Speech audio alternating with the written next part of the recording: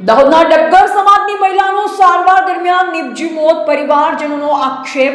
દાહોદની એક મુખ્ય હોસ્પિટલ ઝાયડસ હોસ્પિટલના સારવાર દરમિયાન મોત નિપજતા અનેક સવાલ। ઝાયડસ હોસ્પિટલમાં મહિલાના મોત મામલે આરોપ। ગોધરાની મહિલા છેલ્લા કેટલાય દિવસોથી ઝાયડસમાં સારવાર લઈ રહી હતી। ઝાયડસમાં મહિલાના પેટના ભાગે 2 વખત ઓપરેશન કરાયા। ઓપરેશન બાદ મહિલાને આઈસીયુમાં રાખવામાં આવી હતી। આઈસીયુમાં છેલ્લા કેટલાક દિવસથી મહિલા સારવાર લઈ રહી હતી। મહિલાનું આજે મોત નિપજતા પરિવારમાં માતમ છવાયો। મહિલાના મોત મામલે હોસ્પિટલના અધિકારીઓને પૂછતા તેમની ભૂલના કારણે મહિલાનું મોત થયું હોવાનું પરિવારે આરોપ મૂકી જણાવ્યું। પરિવાર મહિલાની ડેડ બોડી ન સ્વીકારી જવાબદાર ડોક્ટરો સામે કાર્યવાહી કરવાની માંગ પર અડ્યો।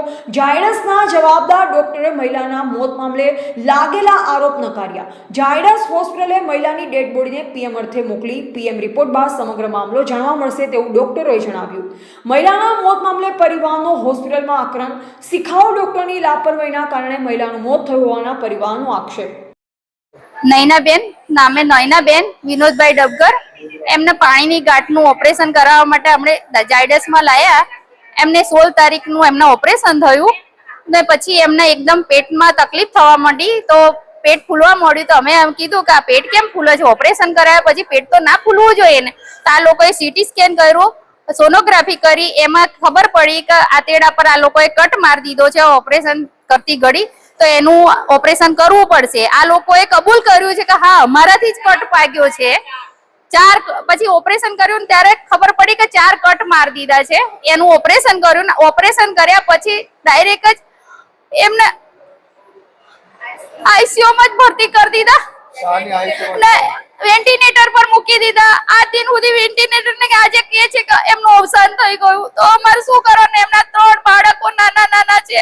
બાપ 7 વર્ષ પહેલા ગુજરી ગયા ને માં આજે ગુજરી ગયા। બાળક અનાથ થઈ ગયા। એમનું કોણ છે આ દુનિયામાં? બાપડા કોઈને અનાથ થઈ ગયા। બાપ બે જ અમારો ન્યાય જોઈએ છે। બાળકોને માં કોણ લાવશે? બાપ કોણ આવશે એમના માટે? એમનું કોણ આ દુનિયામાં? અમારે તો ન્યાય જોઈએ છે બસ। નયનાબેન હાથે જે અન્યાય થયો છે એ ન્યાય જોઈએ છે અમારે તો બસ। અમારા સીઓ જોડે વાત થઈ હતી તો સીઓ એ કીધું કે હા અમારા સ્ટાફ થી જ ભૂલ થઈ છે એવું એમને કબૂલ કર્યું હતું કે હા અમારા સ્ટાફ થી ભૂલ થઈ છે એવું કબૂલ કર્યું હતું। બસ હવે આગળ એની કાર્યવાહી ફરિયાદ કરવાની। કોણે ઓપરેશન કર્યું ને કોણે આ હાલત ઉપર લાવી દીધા? બસ એમાં તો ન્યાય જોઈએ છે બસ। અમે અહીંયાથી આજે નયનાબેન અવસાન પામે એવું જાહેર કર્યું છે। અમે અહીંયાથી લાશ ઉઠાવવા માંગતા નથી। જેને ઓપરેશન કર્યું એમને અમારા આગળ હાજર કરો બસ। અમારે ન્યાય જોઈએ છે। આજે છોકરા અનાથ થઈ ગયા। આ અનાથ બાળકોનું શું ઝાયડસ વાળા પૂરું કરશે?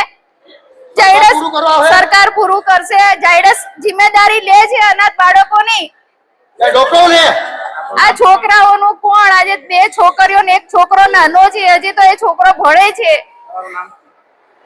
આયુષભાઈ નાનો છે। અમારું ભાવનાબેન હું એમની ભાભી થાઉં છું। दर्दी नैनाबेन दगबार उम्र 46 वर्ष 10 तारीख को जो है वो हमारे हॉस्पिटल में एडमिट हुई और 16 तारीख को उनका जो है ऑपरेशन किया जाना था और ऑपरेशन हुआ। उस ऑपरेशन के बाद 6 दिन के बाद जो है ऐसा लगा कि जो है ऑपरेशन में कुछ एक प्रॉब्लम हो रही है, पोस्ट ऑपरेटिव कॉम्प्लिकेशन हो रही है। उसके लिए जो है हम लोग ने जो है 22 तारीख को जो है दूसरी बार ऑपरेशन किया। उसके बाद पेशेंट जो है दूसरी बार ऑपरेशन करने के बाद बिल्कुल स्टेबल था। 4 तारीख तक जो है बिल्कुल स्टेबल था, सब कुछ बढ़िया से था। और हम लोग ने जो है 5 तारीख को सडनली उनका जो है हार्ट रेट, बीपी और जो है शुगर वो लो हो गया, जिसको हमारे डॉक्टर ने बढ़िया से संभाला। लेकिन सब कुछ करते हुए भी शाम तक उनकी जो है वो पेशेंट कोलैप्स कर गई। और ये आधार जो है निराधार है कि कुछ डॉक्टर से इंजरी हुई है। हमारी जांच चल रही है, हॉस्पिटल की अपनी जांच है और वो जांच आने के बाद सत्य सबके सामने आएगा। तो जो है ज़ायडस हमेशा से सेवा करता आया है दाहोद जिला की और आगे भी करता रहेगा।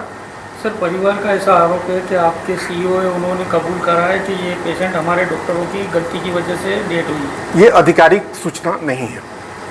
सर, दूसरा भी आरोप है कि बहुत दिनों से इनको आईसीयू में रखा गया था और आज मृत घोषित करा।